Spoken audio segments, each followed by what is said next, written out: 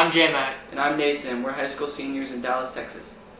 If you don't see it, it is hard to believe that thousands of people in Northern Ireland will not speak to each other and may never meet because one is Catholic and the other is Protestant. That they will not cross a street to venture into the other's neighborhood, even for a hospital or a Subway sandwich. That there is a wall dividing Catholic and Protestant neighborhoods. They call it a peace wall. I am Catholic and Nathan is Protestant.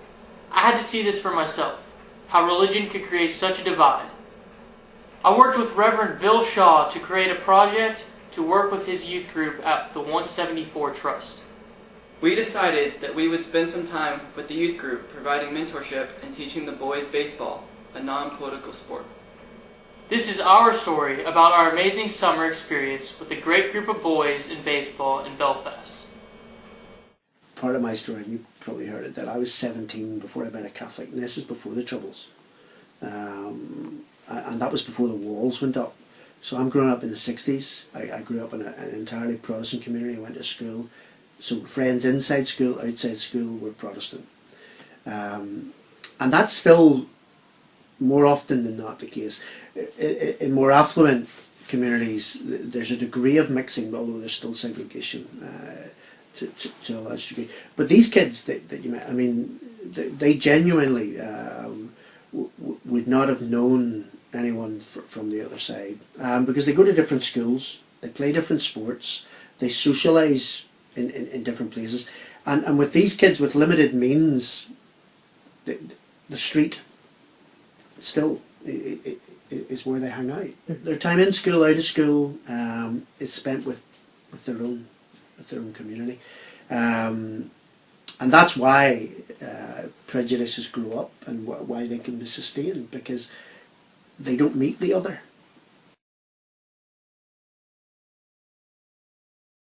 We flew from Dallas to Dublin. I don't recommend US Air at all. We landed at 7 o'clock in the morning there. It was 1 o'clock in the morning in Dallas. So maybe 4 hours of sleep. I was sleepwalking. We rented this miniature car and proceeded to stuff it with 4 huge bags and 3 people. All the cars are small there, which is good because some of the roads are really narrow and people park on both sides. We headed out the M1 highway to Belfast, about a 2-hour drive, made more interesting because of our serious jet lag, and the challenge of driving on the other side of the road. This is probably a good time to let you know, if you don't already know it, that Northern Ireland, where Belfast is, and the Republic of Ireland, where Dublin is, are 2 different countries.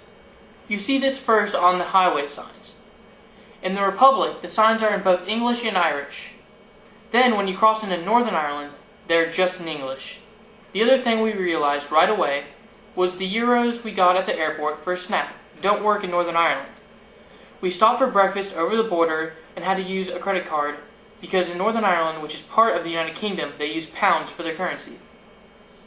At about 11 o'clock, we drove up to the flat we rented with both side mirrors surprisingly still on the car.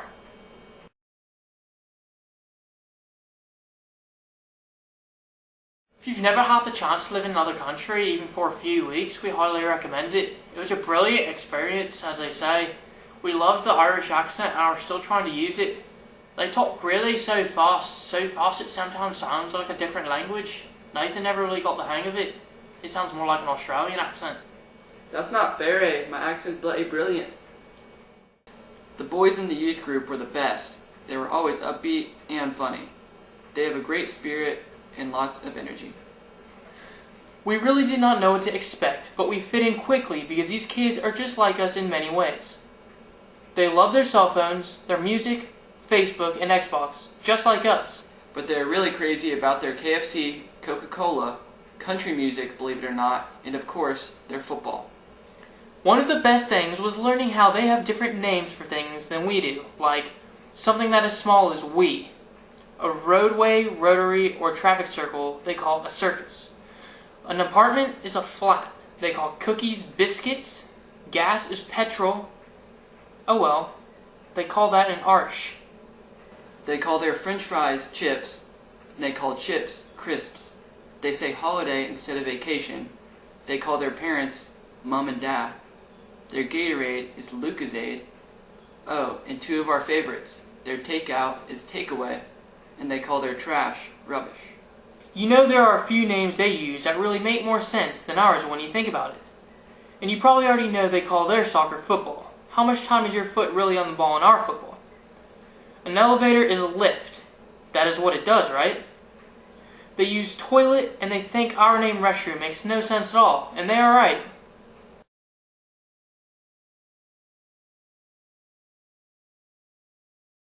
It is hard to remember everything we did while we were there.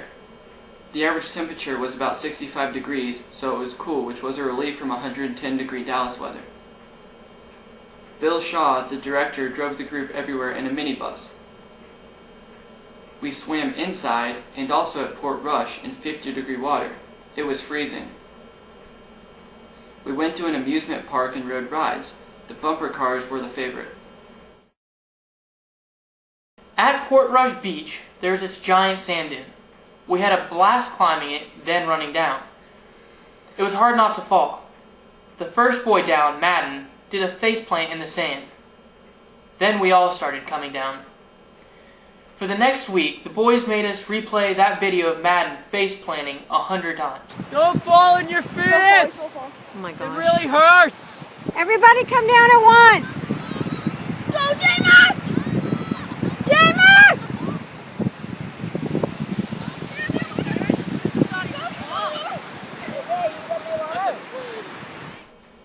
And of course, we played football, or as we call it, soccer. And we had fun just messing around together. Jump, jump, jump!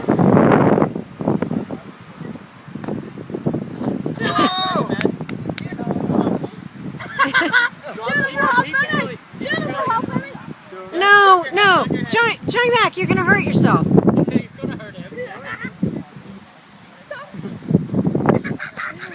We played pool and basketball. We cooked out on the beach and ate s'mores. We visited and climbed around the Dunluca Castle.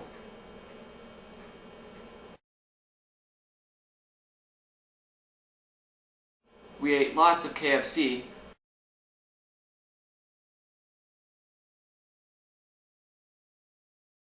And fish and chips at the docks of Ballycastle. To show the importance of the work going on at 174 Trust, the Lord Mayor of Belfast visited us. That chain around his neck is solid gold worth over £500,000. And we visited his city hall.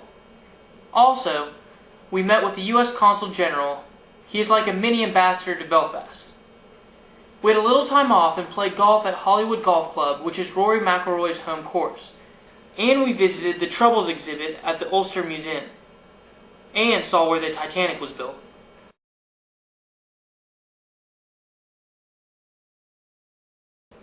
Teaching the boys baseball was the real highlight of our trip. We purchased everything we would need to play, packed it up in a giant duffel, and checked it with us on our flight to Belfast. We took 16 balls, 2 bats, 11 gloves, a practice tee, bases, and 20 jerseys and hats for 2 teams. Remember, these teams had never played baseball in their lives. Each day we practiced for about an hour. We started by learning to hit off the practice tee, and just throwing and catching and a little fielding. That was a little rough at first. Then we moved to live pitching, and they started to really catch on. Some of the boys were good at pitching. They're really good athletes, and they really started to get into it. Then we got to the last day and the big game.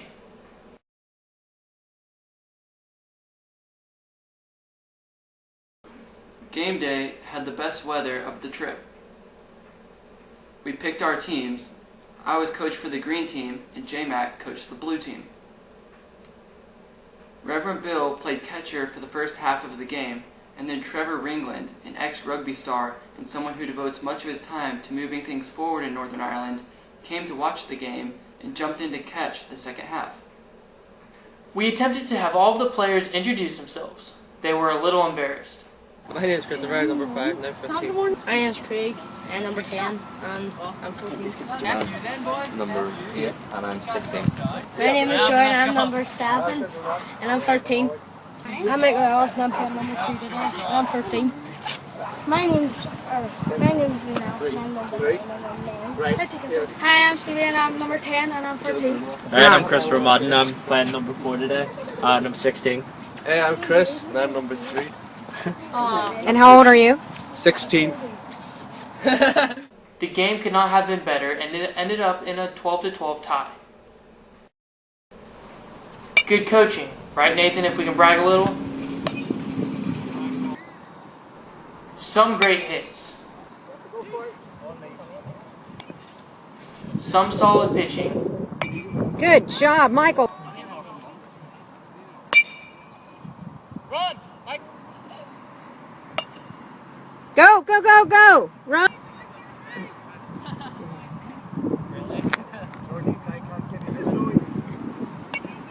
Go, go, go, go.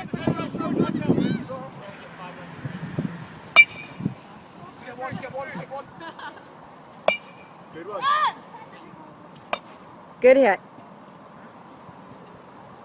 Run! Everybody! There's only one out, right? Or two? Run, Jordan, run!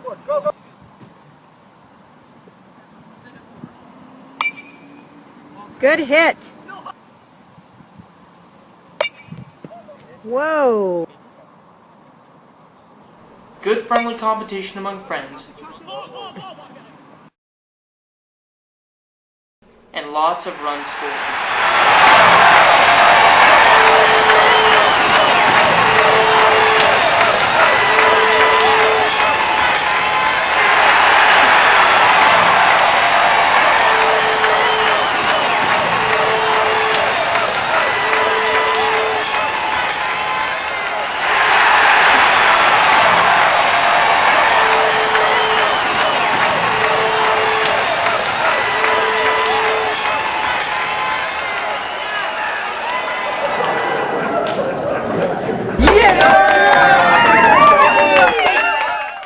We were really proud of the guys.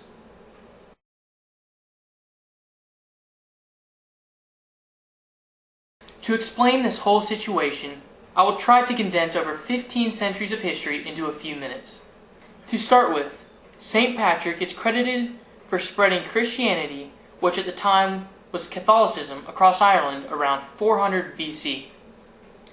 In 1534, Henry VIII created the first Protestant church, the Church of England, breaking away from the Catholic Church because the Pope would not okay his divorce and remarriage. In 1541, Henry VIII became the King of Ireland in addition to being the King of England, and he began to force his Protestant church on Ireland. A series of wars had stripped away English wealth, and they began to use land as currency. Some of the land they used as payment was the land they took from Ireland. As their land was taken away, the Irish became tenants. And by 1650, the Catholic Irish had few rights. Some of the Irish began to convert to make their lives easier. The issue was as much Ireland versus England as it was Catholic versus Protestant.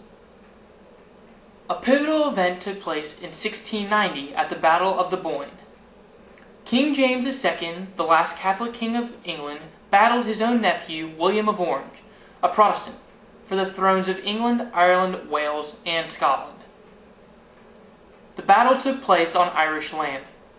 The Irish Catholics fought alongside James, and for the first time, the Irish that had converted to the Church of England fought alongside William of Orange.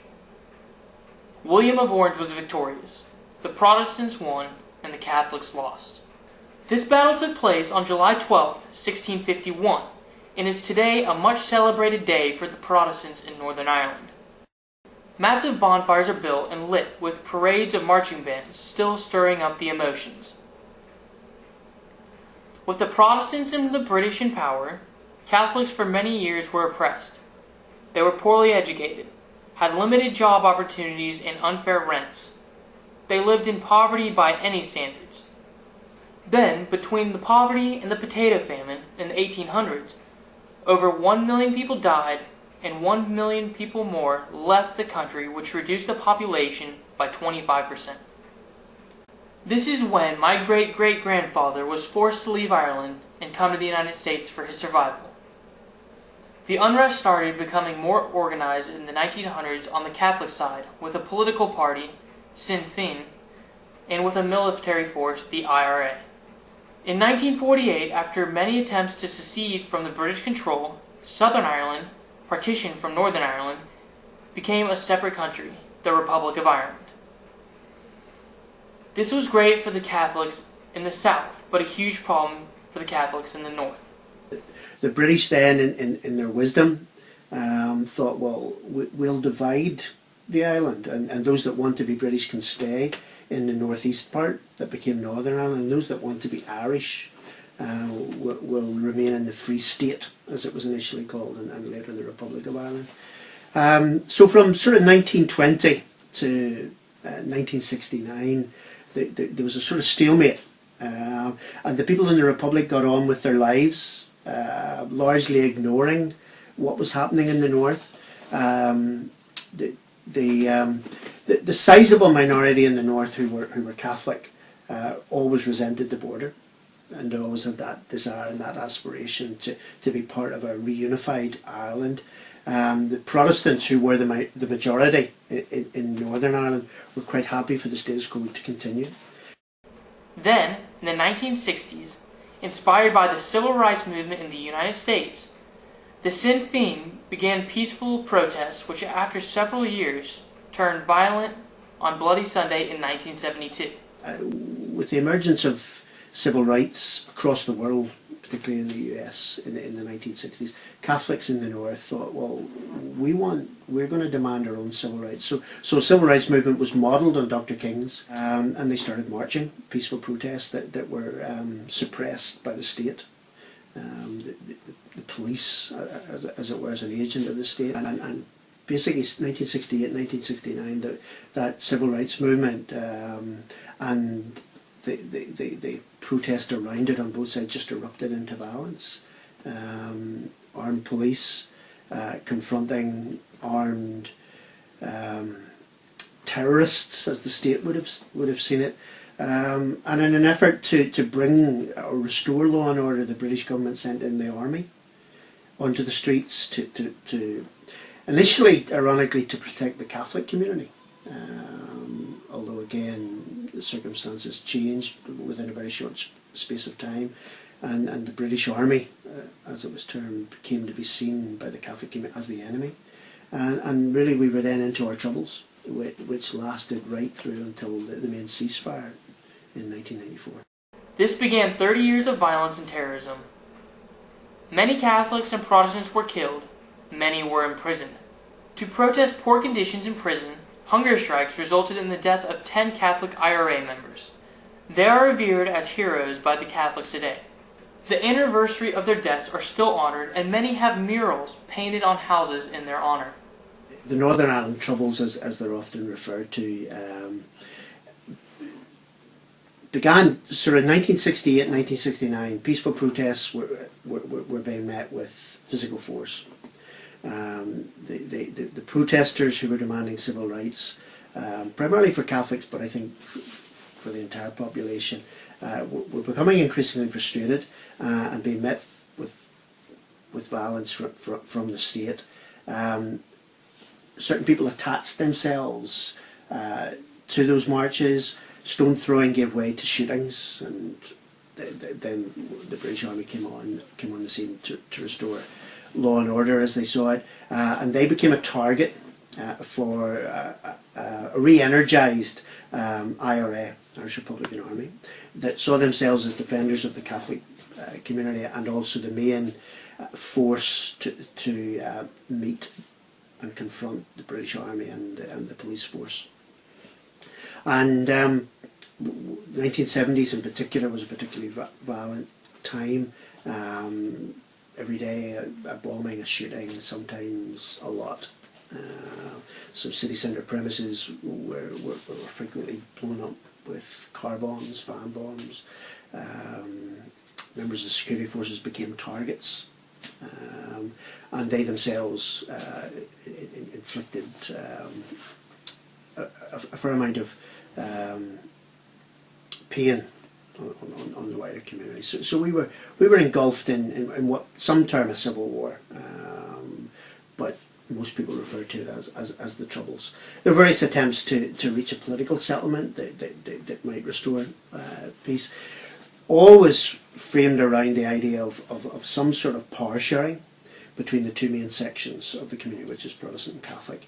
Various attempts in the early 70s. There were a lot of secret negotiations, sometimes between the IRA and the British government, sometimes through intermediaries and sometimes through our local politicians, that ultimately resulted in a ceasefire in 1994 with a political settlement and something like normality, with the British Army then taking a backward step and being confined to base and moving them off the streets, and that demilitarisation reduced the tension on the streets and allowed that wider political settlement that we refer to as the Good Friday Agreement or the Belfast Agreement in April 1998.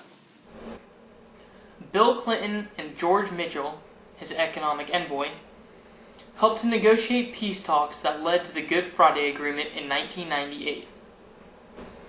Northern Ireland became its own country, still part of the UK, but with its own parliament. So 1998, first time an agreement between two main sections of the community and their political representatives to share power. It took another 9 years with some stalled attempts to actually get a power sharing executive functioning, but in March of 2007 the leaders of the two main parties, Gerry Adams and Ian Paisley, did a deal which was unheard of and unthought of and unthinkable even a week or so prior to that. And then in May of that year, the power sharing executive began to function. So we're now 5 years into that, and things at that level are functioning fine. Not without their tensions, but that happens in political compromise.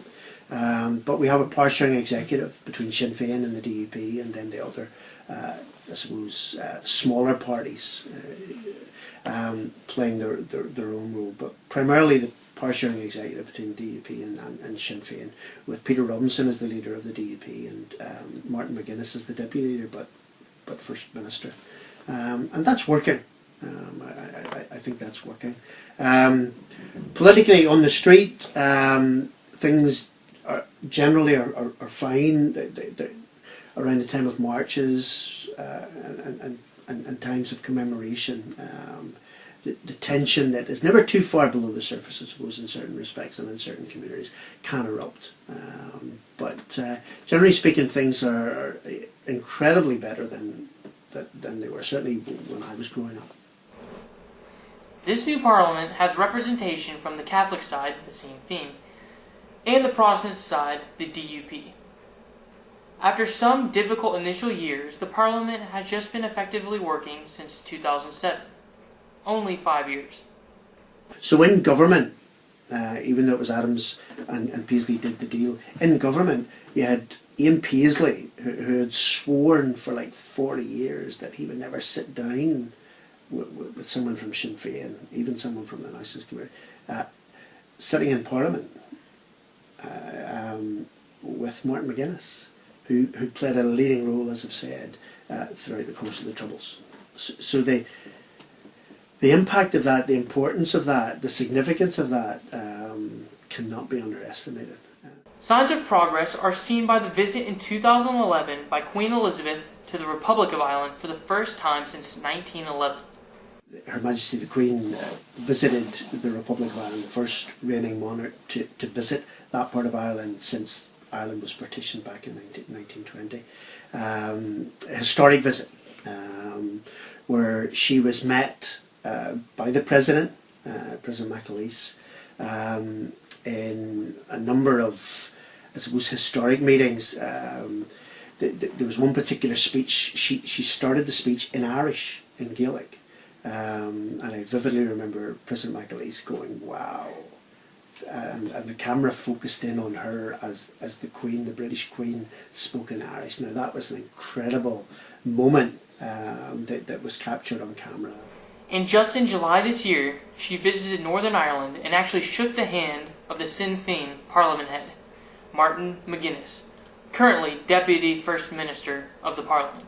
Diamond Jubilee celebrations, so she came north and shook hands with Martin McGuinness, and he with her. There's still some debate as to who was making the bigger step, and where it would be done and how it would be done. So it was agreed. It was carefully choreographed, so that it was done away from the cameras. But it happened. I think it was an indication to the wider world, hopefully, that we as a country are moving on, and relationships are being normalised all the time. So at a high level, things are improving. But the families from those neighborhoods most impacted are struggling. They lost family members. Family members were in prison. This conflict consumed their lives for over 30 years. Unemployment is an issue in these neighborhoods.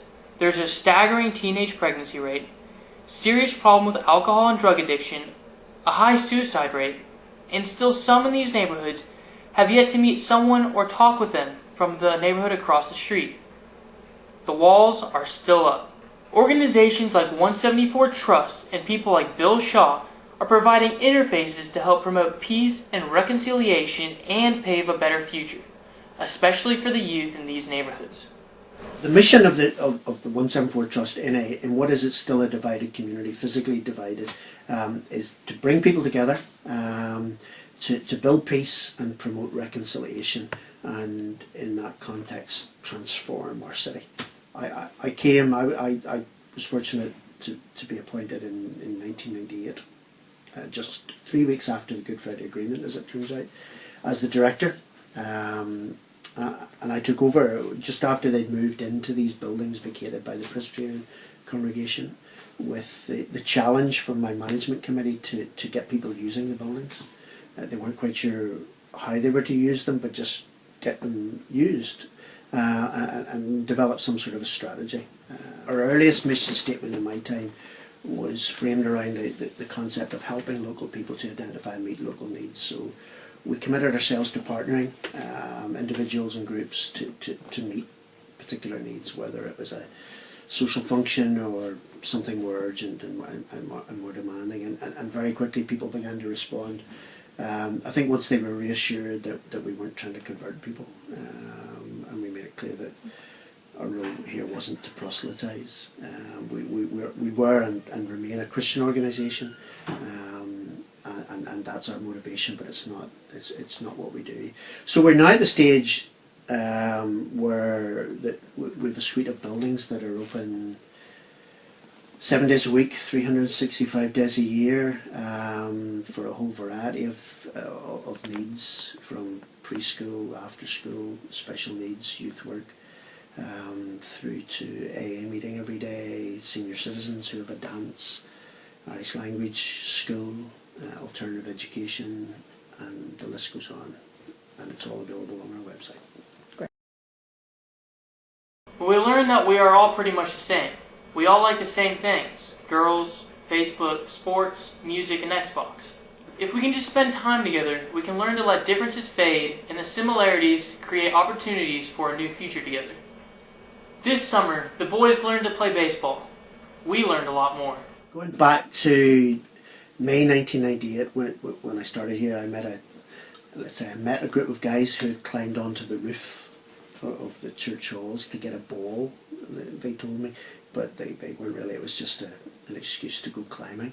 And I got them down and we started talking about football, and we realised that we had a common interest. So I invited them to come back the next day and they could use the hall to play football in. And that was really the first group. So because they were all young guys from the area, they were there for Catholic. And what I would organise periodically is a game with a Protestant group of lads, but that really never did it for me. It was too hit and run and too sporadic. And I tried for many years to get a group to come from one of the Protestant communities that we interface with, so that they could come together consistently and meet. And then just about 3.5 years ago, after several years of trying, I got a group of young lads from the nearby Shankle Road, which is just a couple of minutes away, but across an interface. between a Protestant community and a Catholic community. There isn't a wall as there is in many places, but there's an invisible wall. There's a barrier, if you like, down the middle of the road psychologically where they won't cross. So I got this invitation to come and meet these kids, and ever since then, since April 2009, since April 2009, those kids have been meeting twice a week during the summer, and it becomes more concentrated. And the group has grown. We have 16 young people in it. It just so happens it works out 8 and 8, 8 Protestants, 8 Catholics. They don't always all come every day. We wouldn't have the room in our minibus, but essentially the group consists of 16 young guys, from the youngest Wayne, who is 8, through to 3 or 4 16-year-olds. And they've just come together, and we've, without it becoming too much like school, which some of them struggle with, we encourage them to learn from each other in different ways. We encourage them to talk about who they are and their respective communities. So you have got young people either side who live a couple of 100 yards from each other, who wouldn't have met but for the programme that they're involved in. And basically it's just about young guys doing what young guys do, but doing it together, and forming what I'm convinced are life-changing friendships. The ripples have already begun to go out, because they obviously talk about it at home, they talk about it in their communities, they talk about it amongst their peers, and with their parents. And someday, hopefully quite a few days away, they will become parents themselves, and through the friendships they've made in this group, through the encountering the other person, whether it's a Protestant or Catholic, the stereotypes and the prejudice that they've grown up with will be shattered, and they can have those friendships maybe that they wouldn't have had otherwise.